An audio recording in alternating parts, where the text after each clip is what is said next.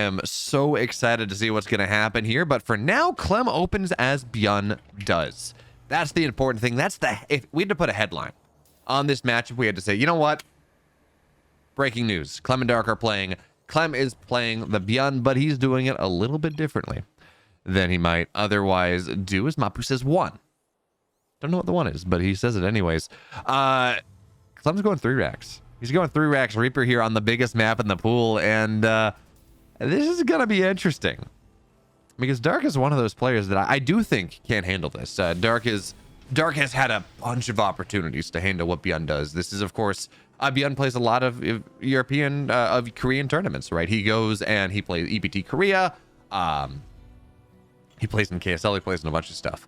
And what that means is that Dark has a lot of opportunity. Dark runs into Bjorn a lot. Dark handles this aggression a lot. And cross server, I think I'll take Bjorn's Reapers on the same server compared to Clem's Reapers off server. So I don't know how I like this. This might be a mind game play because I don't think that Dark would expect Clem to ever go for something like this. But of course, as the Reapers show across the map, we should point out one thing, and that is history between these two. Dark is up 1 series in Legacy of the Void between the two. And Liquipedia, or Aligulac says it means scores 2-0, but 51-49 is just about as equal as it gets. So for now, Reapers are starting to show up on the field, 3 of them at a time. And I want to see Clem go and start to just put pressure on that third base as he waits for the numbers to start to increase. And this gives you, first of all, it means the hatch gets low. Right, and that is something that is important. It does mean that there is something that the Zerg has to deal with a little bit more, but also it forces the Zerg out on the map. And by the way, this was a delayed clash opener. This is a 4-minute speed, not a 3:30. So I think Clem's just going to cancel the third. There does not really seem to be any solid way for Dark to hold on to it. So Dark loses the third off of this Reaper play, and this is really just a build order thing more than anything else. I can't say, wow, Dark execution's not there.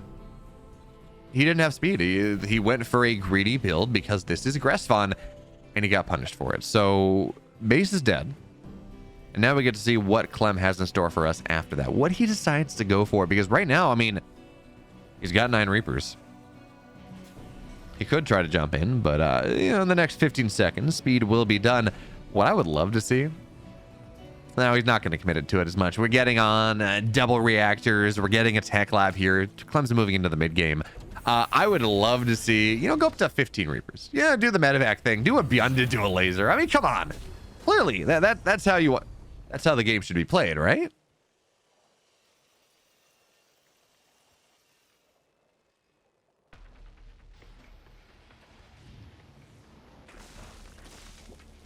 That is, by the way, that's absolutely not how the game should be played. That was very much Beyond styling on a laser, and it was brutal, but it was a lot of fun. This game, though, I don't think that 15 Reapers and 2 medevacs will kill Dark. Certainly now that he's got his Roach 4 and halfway done, he's got speed here, he's got a spine at the front. Dark has everything he could possibly want, but this is still heavy pressure coming out of Clem right now. So it's 9 Reapers, it's 2 Hellions. That's enough. You can KD8 charge if you know where the creep tumors are. You can certainly KD8 change. You can certainly KD8 charge down creep tumors, things of that nature. You can actually kill a creep tumor, or you can kill spines fairly quickly as well. And the Lings, by the way, they're on the right side. They're looking for this army, and they don't find it. But Dark is well aware what's happening now. He's adding roaches in. He knows where everything is, and that's really the important thing, right? That is more than anything else. He knows where Clem's army is, and that when you're trying to defend something like this, that is what matters. But now 9 Reapers into the main. Let's see what they can find, and the answer is not going to be a lot, actually. The Queens retreat. They find their way into the main. Their Ling's sitting back there, and that's really not going to be all that much. The Spine does a great job of defending the front. So now Dark, though, look what he's done here. He snuck a couple roaches onto the other side, but the problem is Clem is going to find him. That being, and actually, yeah, with Stim being done here, he's going to find him, and he's going to just chase it all down. Losing roaches like this does not... Every single roach is dead. This is so bad for Dark right now. He lost his third early. He lost these roaches on the other side, and yeah, he morphed some Ravagers. This was pressure. This is committed. But losing so many roaches early is just not good now. And there's no defense on this third. Clem knows something's wrong right now because there's nothing here. But the wall is open for a time being, and now the starport's okay. And actually, Clem, he's got a lot of this army kind of trapped behind. Look what he does. He opens the wall, actually. He lets the Lings filter in a little bit. Now, we will see the reactor go down. And that is a little annoying. Certainly, you're only building, after this set, you're only building one marine at a time. But actually, the barracks will fall. But this army, Widowmine's massive shot there on top of all the Lings. And now the big surround coming in from Clem. But he's going to get surrounded here as well. You got to get on top of these Ravagers. Clem's stim is popped. And the Lings, they're going to get down. Not enough. Reapers and Hellions will survive at the end of the day. Tanks here as well. But the Biles are going to knock this thing right down. But it's the Reapers and the Hellions at the end of the day. They do it all. They do more than enough. Clem holds on. Dark Supply is in a solid spot. Sure, fine. But Dark's all in off this. His lair is only just now getting started. He's got 49 workers. He's not mining off of his third.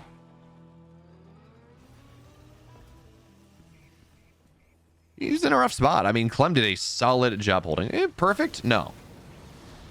He did lose that tank. He did lose the barracks, but it really could have been a whole hell of a lot worse. This follow-up pressure, though, is a little bit scary. Lings, though, they're not able to get on top of the tank. And that just, well, it's not where you want to be. So more Lings will go down and then under the withering fire. That's a good word. I like the withering fire of the tanks. And even with these roaches here at the front, they don't have speed. They don't really have what they want.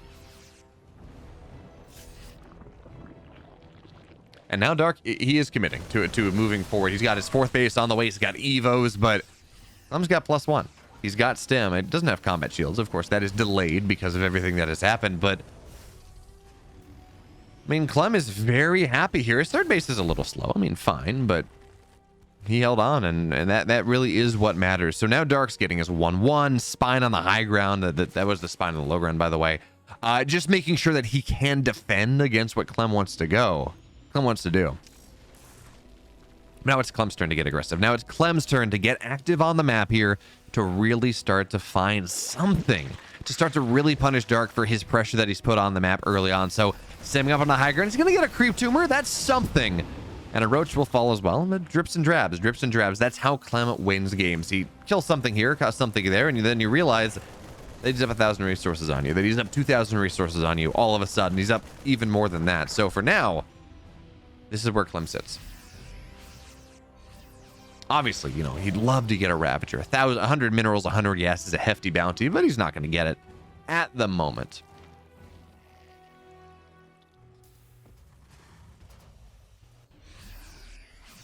But still, this is pressure, so every time he stims up, he forces Dark to react, forces Dark to kind of check his angles as well, check his corners, because you know that Clem is rarely attacking in any one position. So for now, again, I feel like we're saying the same story over and over again, and we do have to talk about how solid Dark has been.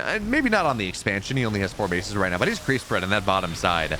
When he decides to take his 5th base, it is going to be really, really easy for him to do so. But again, the salient point, that really is going to make or break the game is this 4th base right here. But Clem runs into a concave, and the big thing, though, he's hitting right this 1-1 timing. Biles are not going to land, not really.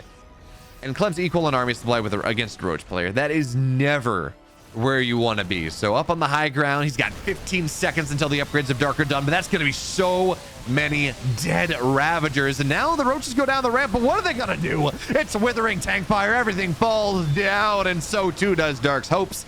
So too does Dark's dreams in this game. All the Queens are dead. All the Roaches are dead. The Ravagers will fall here as well.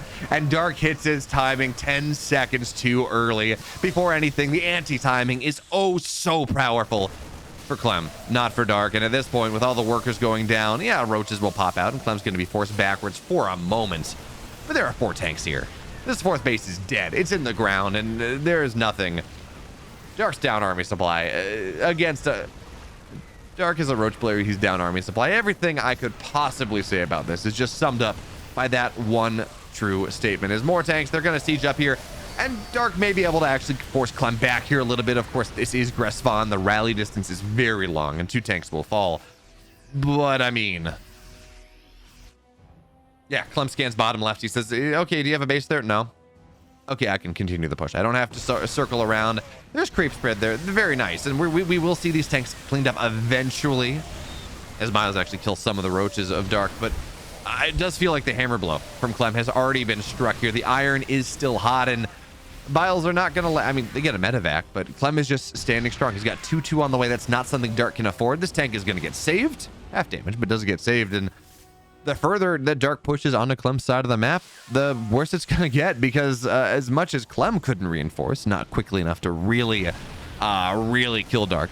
Dark is functionally dead right now. I mean, in fairness, Dark is probably the best player in the world at coming back from pretty rough deficits, but this is like the third hammer blow that Dark has hit. He lost his third base. His push did not work out. And he lost his fourth. And he lost a lot of Roaches, Ravagers, and Queens and things of that nature. So Dark has taken 3, game-ending moves, and he's not going to try. He understands that this game is over. Clem takes game 1. It's a Reaper expand, right? You know, Barracks on the way on the high ground, gas, all that fun stuff. We're not going to see Clem do the Beyond thing of every single going two barracks on the low ground every single game. And you know, I don't know how from a serious planning perspective, I think that's actually fairly interesting, because, well, one of the reasons this build works out so well for Beyond is that he is he's always doing it. He's doing it on the expand pattern. He's doing it on the he's doing the 3 racks build. He's got a 4 rack stim timing, but it all goes out of the same look that the Zerg gets to take a look at. So if you're a Zerg and you're playing against Beyond, you really don't know what's happening. You really struggle to figure out what exactly the Terran is going for.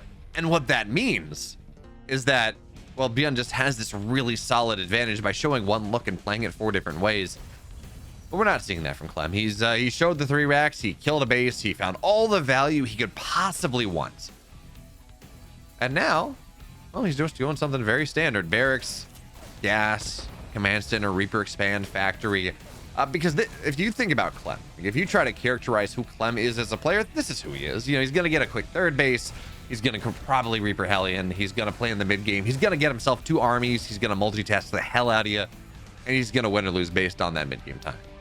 Although, as I say that, when we talk about things, it is actually really nice to see Clem really committing to a different style, or mixing up his style a little bit, because it did feel like one of the reasons that he has not been doing as well offline as he did online is that he's very predictable, right? He doesn't really have that X factor that, I mean, Incredible Micro might be considered an X factor, but doesn't really have that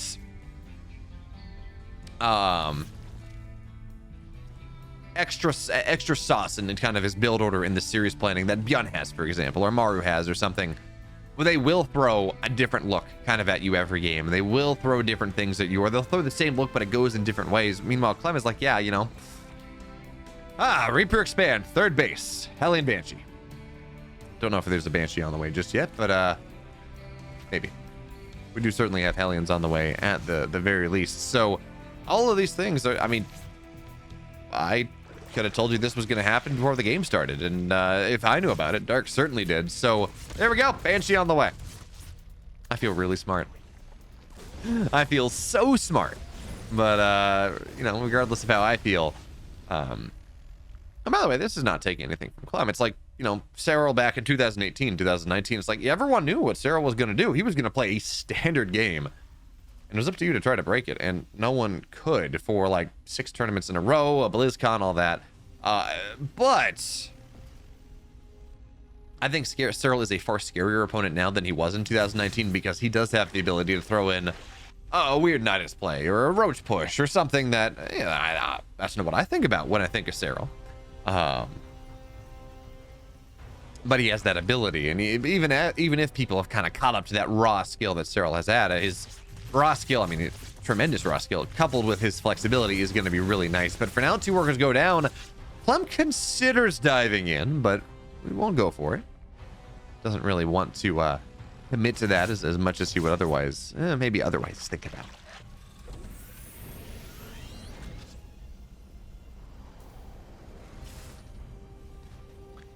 But Clem is going mech in this. You know, I've been talking about Clem being predictable. Well, he's going mech this game. Into a Ling Queen Nidus. This is interesting. I think actually what Lings are going to get a great surround here on Hellions into the natural. They're going to start to get some big SCV damage. More importantly, I want to, yeah, I'm pretty sure, where's my mouse? There we go. Pretty sure Dark saw, that's not what I wanted. Give me Dark's vision. Yeah, Clem saw the second factory. So, or Dark saw the second factory. So he's aware of what's happening right now. He saw that second factory and he's going to commit to this really hard. So for now, there are 10 Hellions on the map that can kill a lot of Lings, but Clem has no idea.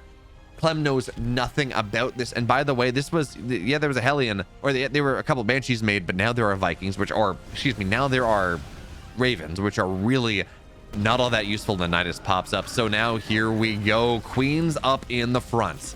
And that means these Hellions are, they're not useless, but they are approximating a bit of a useless tech here, and we're going to see the production really start to get hampered. Now, Dark does need to push the creep forward. That's really important. These Queens have to be able to transfuse as this happens, but there we go. Second Nidus pops up into the main. Third in the front, serving as a bit of just a block here to allow the Lings and the Queens to get on top of everything. And actually, it seems like it's going to get up because there's almost no burst damage here. The Hellions do not kill structures quickly. They do not kill Queens quickly. So Dark, he's got 11 Queens against 11 Hellions and a tank. The tank's the key thing. Lings are going to try to get on top of it, but no damage, not just yet. But now here come the Queen's second tank, though, sieged up in a really nice position. And there's no way. The Lings will not, they're not going to get on top of this in any substantive way here. So 20 workers have gone down. Actually, it's going to be more than that one. And despite the fact that we have tanks on the field, that's important. Absolutely, that's important. I don't think it's going to be enough. I really don't see a world where, I mean, I guess he gets up to 4 to 5 tanks. Maybe that's going to be enough. Actually, the Queens, they push forward. They get on top of a tank here. And yes, they do take heavy damage. Yes, actually, none of them will. None of them fall. Oh, that's a problem. And what is Clem supposed to do right now? I mean, roaches are getting made. These are going to turn into Ravagers eventually. Banshees are, I mean, they're useless, really. It's one Banshee versus 16 Queens. I don't know what Clem's supposed to do. This was as much of a build order counter in game number 2 as Clem was able to strike Dark within game number 1, where delayed clash against 9 Reapers is just, you know, that's a GG third. You don't get to hold on to it. And yeah, there we go. Dark. Good scouting, good serious planning. Takes game 2, and we're going to the third.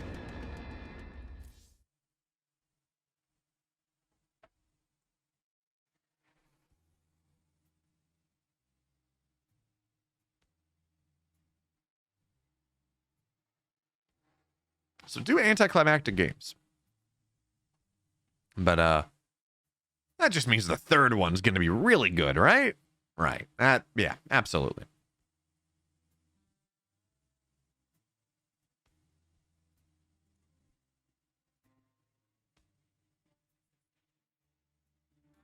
I love that StarCraft bug where players that are on your friends list don't show up as friends on your friends list, and then you try to add them as your friend, and then they're not on your friends list. Ooh. GSL Season 2 groups have been announced.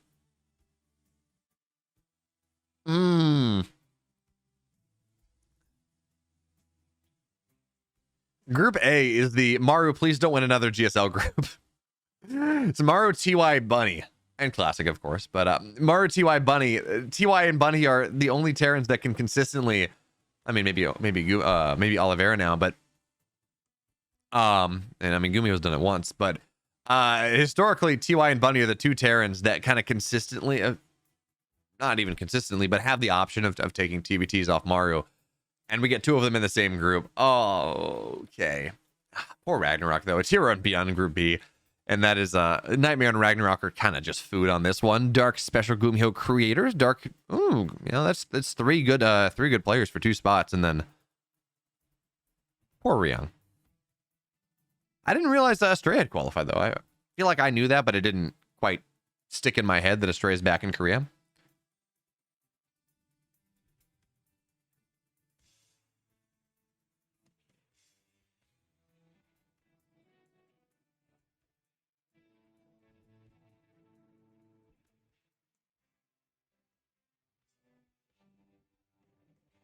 Anyways, we get to move into game number 3 of this series. Dark and Clem, one apiece.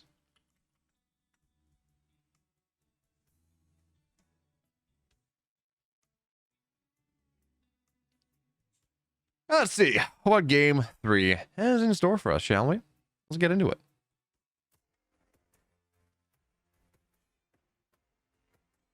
And now, New Humanity, personally, my favorite map. Yes, Chris Fun gives consistently better games, but Neo Humanity is by far the most different map. Certainly the most interesting map that we have, and that just sparks joy. I enjoy that one. So we're here now. Arguably, it's a Terran map. Arguably, this is good for Clem, but we saw what happened in game 2. Clem went mech and got bopped on a good Terran map. So just because a map is good for Terran doesn't mean it's actually good for Terran. What are we gonna get here out of Clem? That really is the question. Game 1, he went for the double barracks opening, right? We saw that. That was very nice of him. Or the triple barracks, actually. The Reaper, 9 Reapers to kill a third. Worked out very well. And then game 2 was something more standard as an opener. Hellion Banshee. Of course, the wrench was that he got quick gas on his natural and went mech. Of course, didn't work, but he did go for it.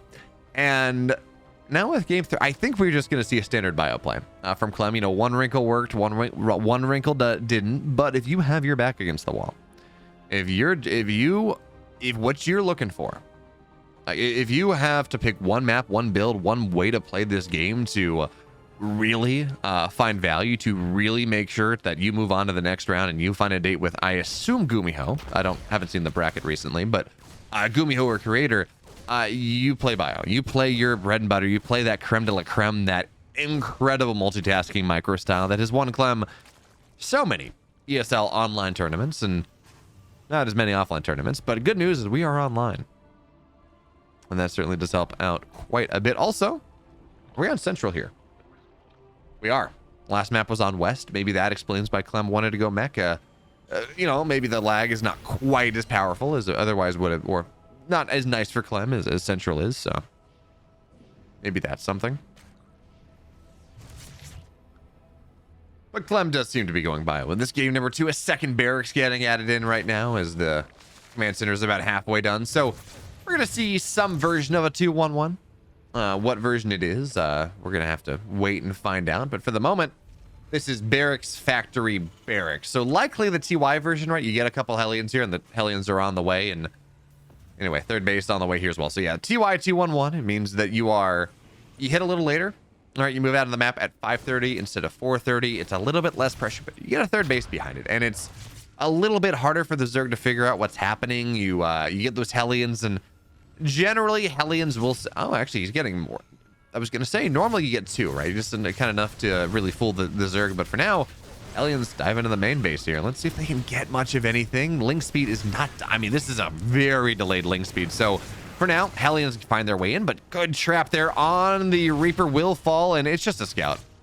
Clem sacrifices everything and really doesn't get that much out of it. He's going to get out with a Hellion that is very injured. And he's not going to get out of it for really all that much longer. The link speed should chase that down. We're really tracking that on the minimap, and yeah, that will fall. A couple more link hits, and that's going to be a dead Hellion. So for the cost of 2 Reapers and a Hellion, Clem gets a scout. That's something, I guess.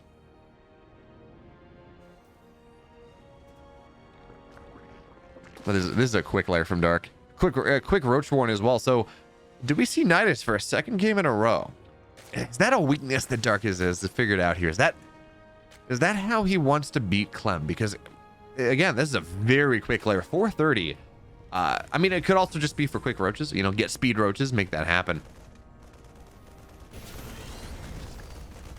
But for now, Dark, he knows what's up. He sees the barracks. He sees the number of Marines. He sees the setup for the Terran player, and that tells him something. We don't have an Evo chamber, right? We have the Roach point done, but no double Evo, right? Which would tell us, okay, that's a 1-1 Roach timing, something like that. And now the layer is done. 5 gas is getting added in all at once here. Is this... So Roach speed is on the way. I mean, getting all these gases does tell us that this is Dark that does want to go into the mid game, that does want to start to expand himself a little bit. You don't need 6 gas for Roach Ravager or for Roach Nidus. But maybe just for a big speed Roach Ravager pressure timing, I can get behind that one. 5 Overlords on the way, but as the Evo chambers get added, it is giving Dark at least this opportunity to go into the mid game, and and develop his gameplay a little bit more. But for now, Clem is the one that chooses to be on the map with this 2-1-1, 6 minutes into the game. The concave from Dark means he's going to lose an Overlord. And that's something, but that really is not the end of the world here. We're talking about damage that Clem can find, and Dark has been able to be fairly greedy, right? 4-minute speed, delay your gas a little bit, make sure you get more mineral mining early, make sure you get more drones up early. And this will be 1-1. I saw all of the Overlords being pumped at once and Roach speed timing finishing up. It's like, okay, this feels like pressure, but I guess not. I guess Dark wants to just stay back for the moment, get his 4th base up, get himself up to like 67 workers. Realistically, if you're going Roaches, you don't want to go more than that. But Dark now, I mean, he has openings available to him. He has playstyles available to him.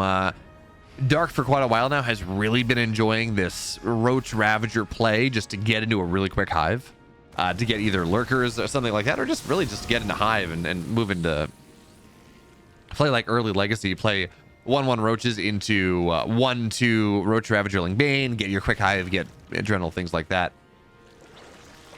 And it seems like that may be the option because, I mean, we're going up to 8 gas very quickly here. Dark is just really powering his economy up in a way that you don't tend to do with a bunch of Roaches. So it's going to be interesting to see where he goes from here.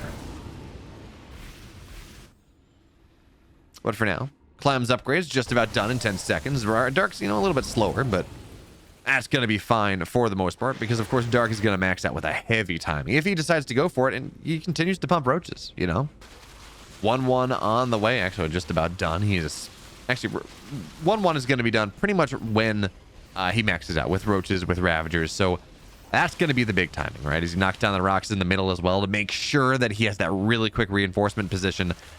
But you do have to be worried if you're playing Roaches, especially against Clem. You got to be worried about the multitasking from the young Frenchman. He's just so good at putting a double drop on the map. You move out, you're dead. Like, it really does not feel good, especially with Roaches that are not nearly as mobile. But Dark's getting ready. This big cluster of Roaches on the right side, the left side, near just about maxed out. 1-1's done, 2-2 on the way. And let's see what Dark's going to be able to make happen here. Big concave finding. Oh, he gets a tank on siege. Biles are going to get a second and a medevac here as well. 3rd tank will fall. And round 1 here of this pressure is incredibly solid. Dark now, maybe he's going to get the 4th one. Another Bile. Actually, there we go. Just Ravager shots will kill it. Clem has a solid hold. And actually, he's going to chase a lot down here. Superior concaves from Clem at the end. Dark overextended. I was looking to the left side and it felt good, but Dark massively loses the push on the right side, loses so many of these Roaches, so many of these Ravagers. And I was going to say, hey, you know what, Clem? Or you know what, Dark? This was solid. You killed 3 tanks. You got a medevac as well. Like, back up for a second. You got the tanks. Fine value. But Clem actually really commits here even further forward. Gets a queen. Gets a little bit more. But it's round 2 that's scary. And this is the point I was going to try to make at one point. You knock the tank count down. You back up. You max out once again. You get more Ravagers. It's round 2 where Clem has to be scared. But because Dark really did overcommit, he fought a little bit too long. This round 2 is not nearly as scary as it might otherwise have been. And that is so many Overlords that Clem's going to find here. Circles back on the backside. Kills more Ravagers. This planetary is not done. Mass hug of life on the SCVs means that this base will stay alive. 11 workers have died. But oh man. Dark takes such the worst trade there, and more medevacs getting ready to hot drop on top. But the tank's really not ready to follow. It's not going to be good enough, not yet. And now, tank siege up a little bit. I would love to see Dark kill the rocks behind this mineral line, by the way. Generally, it wouldn't matter. But because Roaches have such low range.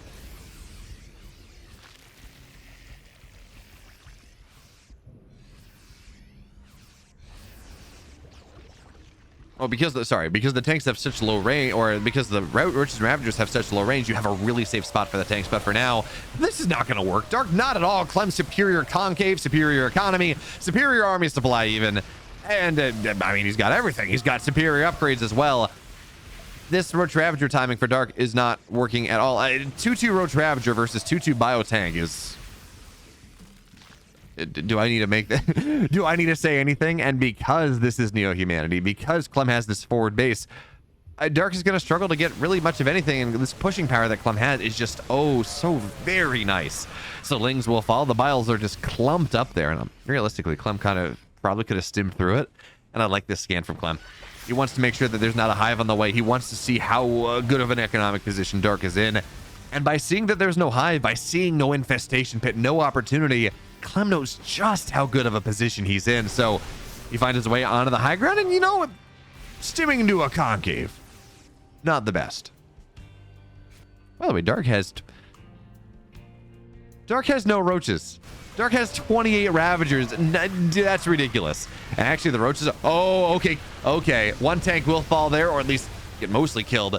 I think that actually, yeah, the tank does go down due to the rocks. So nice job there. Dark recognizes an opportunity, but I don't know how much of an opportunity it is as the concave's here.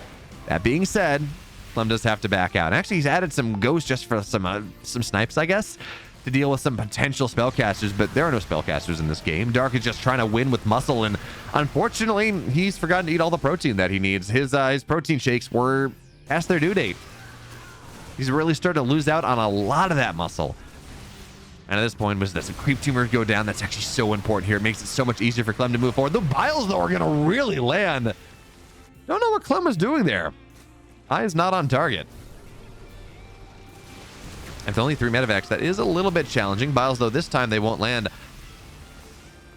I want to say, there we go, snipe goes down, kills a Ravager. I would like to, actually, I kind of like that Clem's not killing the rocks, because that means that this tank field is just, I mean, look at it. It's so hard for Dark to really push into. So with everything being said, I mean, Clem had a really strong window of attack, window of opportunity, where Dark was on the ropes. Dark wasn't really finding much, but the biles that Clem just wasn't paying attention. He actively was not microing. That really was the difference. But there are so many tanks here. It's 7 tanks through this little choke. Clem dives forward a little bit. Dark has to respond, and he loses everything. Every time he engages just a little bit too far forward. So especially with +2 done, +3 done on Clem as well. So again, another timing where he has that supply superiority. And by the way, infestors are on the way. They don't have energy. They do not have pathogen glands. They don't have that power. They don't have that opportunity to drop a fungal from nowhere and really find the value that Dark's looking for. So he's got to wait. He's got to buy the time. And Clem's seen this. He's got the scan. He sees where the infestors are. He knows what's up. He knows where he has to drop an EMP. And finally, this base is dead. This base is not going to hold on. Clem has his 5th base up. And Dark is struggling. Dark, yeah, technically has 5 bases, but it's 79 workers. He's playing that into, again, 79 workers on Roach Ravager. So your supply is not efficient. Your economy is not where it wants to be. I mean, finally, 79 workers is something. And we're going to see the fungal. Hey, that's something. Gets a couple ghosts, but the snipes are continuing to find value. Your biles don't land on top of the ghosts until they do. And look at this tank line. I mean, the bile. Okay, there we go. Fungal doesn't really... That's a lot of ghosts, actually, but Clem... There's nothing to really make the follow-up happen. So now snipes go down on top of just about everything. Fungal hits a couple more here. But Clem is up 50 supply and now getting ready to stim on in. Stim to win. All the infestor dead. All the Ravagers dead. There's nothing here for Dark anymore. It's been a slow bleed out. But Clem just holds on to the initial push. Dark overcommits just a little bit. And Clem moves on to the round of 4 over Dark of all people. Well played, Clem. But of course, if you like this and you want to see more, you should hit that subscribe button. You got to the end of the video. I put up a bunch of StarCraft content and Stormgate content as well, so you should check it out. And check me out, twitch.tv/BamOff. See you next time.